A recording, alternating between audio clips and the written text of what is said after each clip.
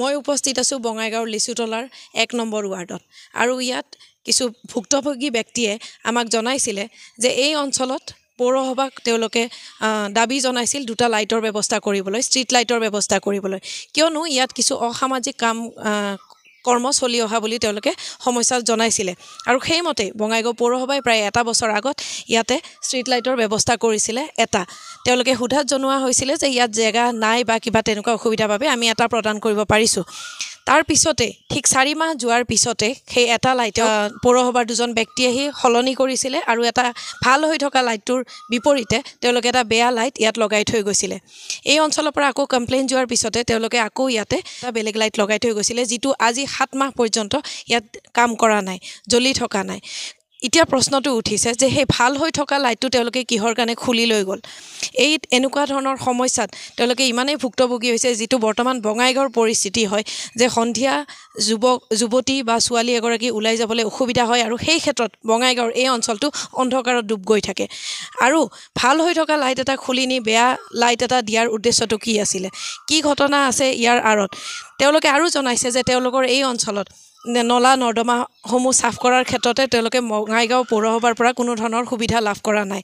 লগতে তেওঁলোকে নেমপ্লেটৰ কথাও অৱতাৰণা কৰিছিলে যে বঙাইগাঁও পৌৰসভাৰ পৰা ইয়াত তেওঁলোকক নেমপ্লেট দিয়াৰ ব্যৱস্থা কৰা হৈছিলে, কিন্তু প্ৰায় 3-4 মাহ পিছত তেওঁলোকে কমপ্লেইন বাৰে বাৰে কৰাৰ পিছতহে তেওঁলোকক নেমপ্লেটসমূহ যোগান ধৰা হৈছিলে। এনেকুৱা ধৰণৰ সমস্যাত বঙাইগাঁওবাসী এতিয়া ভুগি আছে আৰু কিমান দিনলৈ ভুগিব লগা হ'ব। গতিকে আজি আমি কেইগৰাকীমান ব্যক্তিৰ লগত কথা পাতিম যিয়ে এনেধৰণৰ সমস্যাত ভুক্তভোগী হৈ আছে। আৰু লগতে মই এইখিনিও জনাব বিচাৰিছোঁ যে বঙাইগাঁৱত এনেকুৱা ধৰণৰ সমস্যাত যদি আপোনালোকে ভুক্তভোগী হৈ আছে তেতিয়াহ'লে আমাক জনাব পাৰে। বঙাইগাঁও টাইমছৰ জৰিয়তে আমি এনেধৰণৰ সমস্যাসমূহ আপোনালোকৰ ৰাইজৰ ওচৰলৈ আনিবলৈ চেষ্টা কৰি আছোঁ। লাইটটো তাৰমানে আপোনাৰ আজিৰ পৰা এবছৰমান আগতে ধুনীয়া লাইট এটা লগাই গৈছিলে। আমি এটা সকাহ পাইছিলোঁ যে বঢ়িয়া, আমাৰ ইয়াতে আন্ধাৰ হৈ থাকে, ইয়াতে অসামাজিক কিছুমান ল'ৰা আহে, সন্ধিয়া আহে, মদ চদ খায়, এইবোৰ কয়। আমি ইয়াতে 7টামান ফেমিলি থাকোঁ। আমি ভাবিলোঁ যে বঢ়িয়া, এতিয়া ভালে হ'ল। তাৰপিছত দেখোন আৰু 2-3 মাহ পিছত খুলি লৈ গ'ল। খুলি লৈ জ্বলি থকা লাইটটো খুলি লৈ এটা বেয়া লগাই দিলে। তাৰপিছত আমি আৰু ক'লোঁ আৰু জনালোঁ। তাৰপিছত আৰু কেইমাহমান পিছত আৰু এটা লগাই গ'ল, সেইখনো দেখোন বেয়া। সিদিনা আকৌ কমপ্লেইন দিয়া হৈছিলে। তাৰপিছত এতিয়া দেখোন এইটো লগাই গ'ল, কিবা কি কৰিল গম নাপাওঁ। আমি নথকা অৱস্থাতে আহিছিল, লগাই গ'ল। তাৰপিছত এতিয়া নজ্বলে। ঘটনাটো হ'ল, প্ৰথমতে আপোনাৰ কথা আছিলে আমাৰ ইয়াতে 2টা লাইট দিব বুলি, 2টা দুখন পষ্ট দিব বুলি। তাৰপিছত এটাহে দিল। আমি সুধিলোঁ কিয়, 2টা কথা আছিলে। ক'লে নহয়, ইয়াতে দিয়াৰ জেগা নাই, নাই, কিবা কিবি কৈ আৰু তেনেকৈ হৈ গ'ল। আৰু বাকীখিনিতো গম পায়, আমাৰ ইয়াতে নালা চালাৰ প্ৰব্লেম আমি নিজে ছল্ভ কৰাৰ চেষ্টা কৰিছোঁ। আৰু মিউনিচিপালিটি আমাৰ ইয়াতে এই আপোনাৰ ঘৰৰ মিউনিচিপালিটি যিটো নেমপ্লেট দিয়াৰ কথা বুলি আমাক আহিছে, কয় যে দাদা এনেকৈ লগাম, মিউনিচিপালিটিৰ পৰা আহিছোঁ। ঠিক আছে, আমি বাৰু ক'লোঁ ঠিক আছে হ'ব। কয় নহয় 300 টকা এতিয়া দিব আৰু বাকীখিনি আমি লগাৰ পিছত দিব। ঠিক আছে, দিলোঁ। দিয়াৰ পিছত 3 মাহ পিছত মই বাৰে বাৰে ফোন কৰি থাকোঁ, নাহে। তাই এবাৰ মই ক'লোঁ যে আপুনি দিবনে নাই, এইটো যদি নিদিয়ে মই বেলেগ কিবা ব্যৱস্থা কৰিম।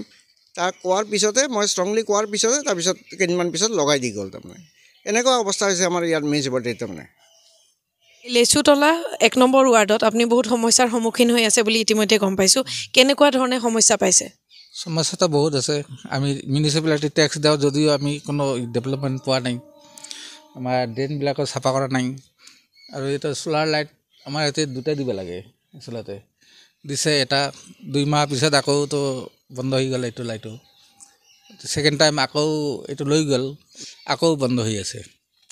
সেইকাৰণে মই আপোনাৰ থ্ৰুতে জনাব খুজিছোঁ যাতে আমাৰ সমস্যাখিনি যাতে সমাধান কৰি দিয়ে, মিউনিচিপালিটি হওক আৰু চৰকাৰৰ তৰফৰ পৰাই হওক। মুঠৰ ওপৰত আমাৰ ডেভেলপমেণ্ট পালেই হ'ল আৰু এইখিনি। আৰু আমাৰ ড্ৰেইনবিলাকো চাফা নকৰে, ড্ৰেইনৰো সমস্যা আছে, ড্ৰেইনবিলাকো চাফা নকৰে।